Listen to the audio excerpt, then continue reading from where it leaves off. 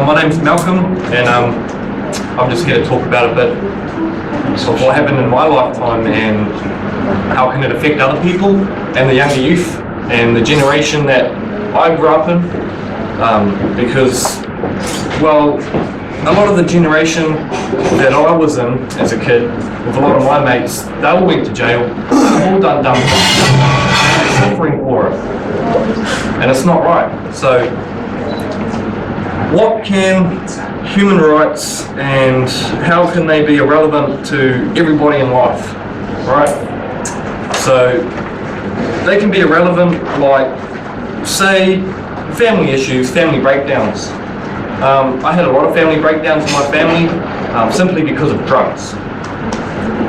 Drugs, bad for everybody. I've seen it firsthand. How can it affect everybody? Yeah, we got good drugs and we got really bad drugs. Good drugs, i.e. marijuana, what does it do to you? Mellows you out, makes you sit there and do nothing. Things like methamphetamine, it can get you in a lot of trouble. And I've seen it firsthand. It can make you really up the gate. It can make you really angry, really pissed off. It can make you think and do things you don't really want to do or say. And it's affecting everybody. Like, it's affecting all our younger generations, and they're going to jail, and it's affecting them. And as soon as they go to jail, they get out with the knowledge and understanding of, yeah, this place is really shit, I need a job. But they can't get a job because of their criminal record. And I've had that issue. I've applied for 100 billion jobs and I've been turned down and said, sorry, your criminal record, I can't. And I kind of find that discriminating and really upsetting, because me, yeah, I've done a couple of stupid things as a kid. I'm 19 now, and I still can't get a job because of my criminal record, and it's really hard. It's really hard, and I've had to tend to the point where I've now started my own business, water blasting, because nobody would take me as a worker. So I've had to go out there and sort out my own job, and everything that I've done, yeah, it's been for a reason. There's no reason for not doing anything. But, you know, at the end of the day, it's life experiences, and life experiences is what makes a person. But at the end of the day, what I think is people just don't know what respect is, and they don't know what, you know, they don't know how to treat somebody who's just come out of the system, because they've been in the system for so long, it's all they know. And all they need is just that one extra step chance of, yeah, he's done a bit of dumb stuff in his life. Yeah, he's done this and done that, but when was the last time he's done anything? The last time I committed a crime was 2 years ago, and I'm still struggling with everything now. Everything's still on my back. I'm still getting death threats. I'm still getting people not liking me, and, you know, they don't even know who I am. And this is all over social media. And social media and drugs, they play a big part in our young people's lives. And what I'm seeing is, it's not right. Like, they get a lot of discrimination, and they get a lot of dumb shit happen to them because of social media and because of drugs. And I'm trying to stop that. I'm trying to stop younger people that I meet get into the wrong game, and, you know, I'm trying to help them with some of the shit that I've been through, because I've been through it. I know what it's like, and it's not fun. And you guys as older generation, you kind of just look at the younger ones and just push them aside, kind of. You don't really help them much. That's what I've seen. Like, a lot of older people just walk past the younger ones and they don't really help them. They just kind of turn their heads and walk away and say, oh no, you just do what you want. I'm your parent, yeah, you just do what you want. I'm just going to go over here and have a pipe and have a bong and have some drinks, and, you know, I'm going to smoke all this stuff, and you can just do what you want, get in trouble, do whatever. And it's not right.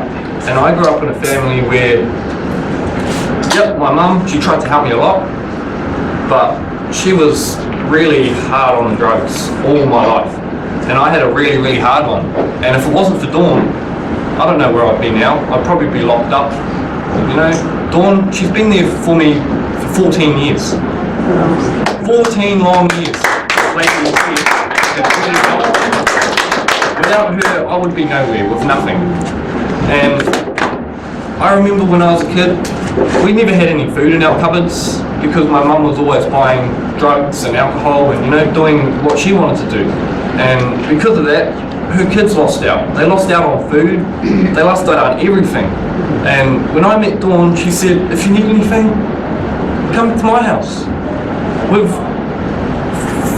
From day dot, since I've known her, she's never given any grief to anybody. She hasn't ever drunken around the kids. First time I ever seen her got drunk was when I was 13 years old, and since that day I've sworn to myself never to drink. Great example. Never to drink. I made sure that you knew what being drunk was. I just don't want to go there. I've drunken maybe like once or twice in my life, birthdays and New Year. That's it. And I don't get to the point where... Celebrate, almost. Yeah, I don't get to the point where I'm on the ground wanting to go to sleep. I just get to the point where I'm happy and, you know, want to carry on. Just want some drinking. And that's all because of Dawn. Without her, I don't know where I'd be. I'd probably be in a hole or, you know, in a ditch somewhere. In a lot of trouble. Instead, just sleeping in your mother's outside in the tent, And what have you witnessed, Malcolm? I've witnessed a lot of shit. What about domestic violence? Well, domestic violence, that's a big one. I've seen a lot of domestic violence in my life. My mum, she had her jaw smashed and twisted with an open hand slap. It was open hand, and the doctor said, did you punch her with a brick? This was my mum's partner. Did you punch her with a brick? And the doctors, and my old lady said no, it was an open hand slap to the jaw, straight to the face, and her whole bone got twisted. And that was a very upsetting day. Why did that happen? Because of drugs. Yeah, but apart from that, what was she doing? She was trying to protect her children. She was really trying to protect her children, my sister. She decided to have a go at my stepdad at the time because him and my mum were arguing, and my sister, she was really nosy and liked to get into other people's dramas and problems. And she tried to step in, and she hit my stepdad, and my mum didn't like it, so she turned around and punched him back, and then he slapped her, and she went flying across the room and broke her jaw. And being a 7-year-old kid, seeing that, like, it really hurts. It really does. And to this day, my old lady, she still gets headaches from the pain. She still can't feel it. It's still quite numb. All the left side of her face, she can't feel it properly. I've seen Dawn, and when my older sister Cassandra was living with Dawn, they ended up getting into a lot of dramas and problems with this fella. And yeah, it was like really bad. And yeah, I didn't really like what he'd done. And not long ago, my best mate Cody, he ended up on the ground being strangled just about to death because of this fella who at the time Dawn was dating, and he just about ended up on the floor because of that. And what's the main source of it all? Like, it's all drugs, all of it. It's all drugs because they don't know how to handle themselves. They do too much of it. So go away, do it, lie to you, come back. And then you deal with the repercussions of it, and the lies. You got to deal with the shit that they can't handle. Then trying to live for free, and all these guys are out there like trying to hook up with us single mums because we've got a home, power, food, responsibilities, and they don't have nothing. And for all I can remember, right from day dot, when I ever first met Dawn, she's always had food in her house. She's always let me come over. I was there just about every weekend for, what was it? It was every day for like 10 years. Every day for 10 years I was going to her house before I moved away. And it was always, do you want to feed? Do you want to drink? Do you want this? Do you want that? Do you want to stay? Like, it was always Dawn saying, do you want to stay? Do you want this? Do you want that? I never really had to ask for it because it always just came. And Cody, I don't really think Cody understands what hard life is. I've always told him, do you want to swap lives for a week and you can actually understand how hard it can be? And he's, no, I don't want to do that. Your mum's scary. And I was like, well, yeah, she kind of is scary, but at the same time, you kind of need to learn what it's like to have a hard life. Because Cody's had everything. He's had it all, like, he's never really had to ask for anything. It's more or less just been there for him already. And yeah, he's having his ups and downs, and he's kind of got to weigh up his options and realise that it is really hard out there. And that's where a lot of our young people are going these days. They're going down the hard road because their parents are just pushing them away and going, no, I want to do this, and keeping their kids behind them and not realising what they're doing while they're getting in trouble, you know? And that's something I never had. I was getting in trouble and my old lady was always there, but at the same time, she was too busy with her own shit, doing her own drugs and doing what she wanted to do.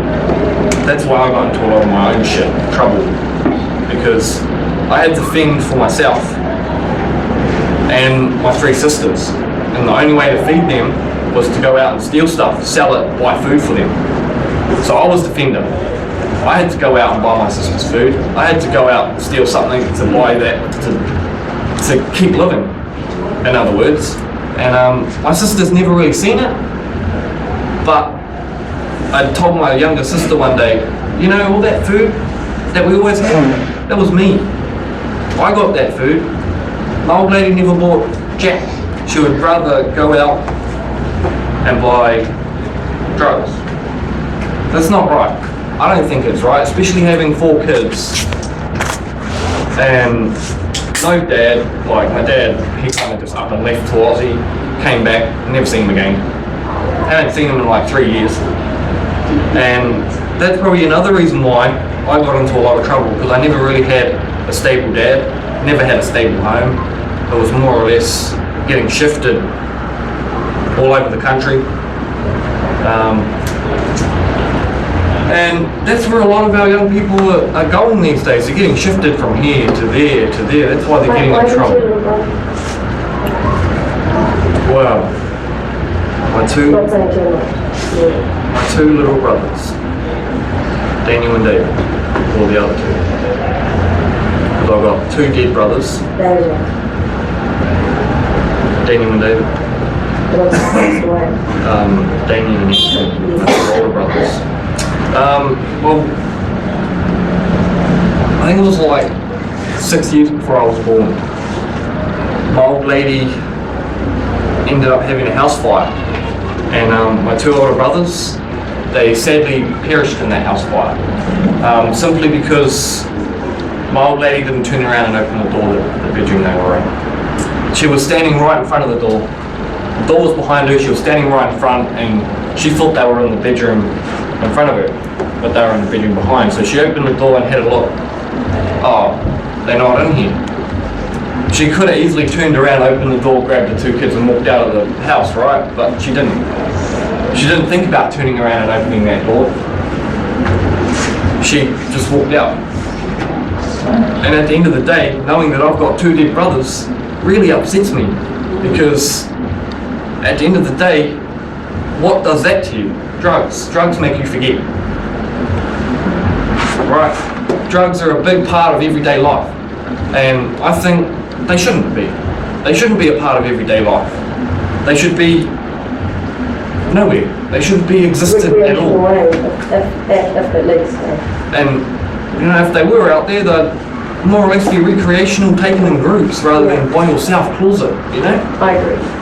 Any drug is made for recreational use. It's not made for going by yourself in a closet, smoking it by yourself. It's made for big groups like this, you know, you sit around, have a couple of bongs, talk a bit of shit, have some drinks. You know, it's just like having a small party, but without partying. You're just kicking back. Without the children. Yeah, you're just kicking back and with your mates, you know, people you can trust. And you have a good time. That's what I think it should all be about. Not going away and going all by yourself and then coming out going, ah, yeah, fucking.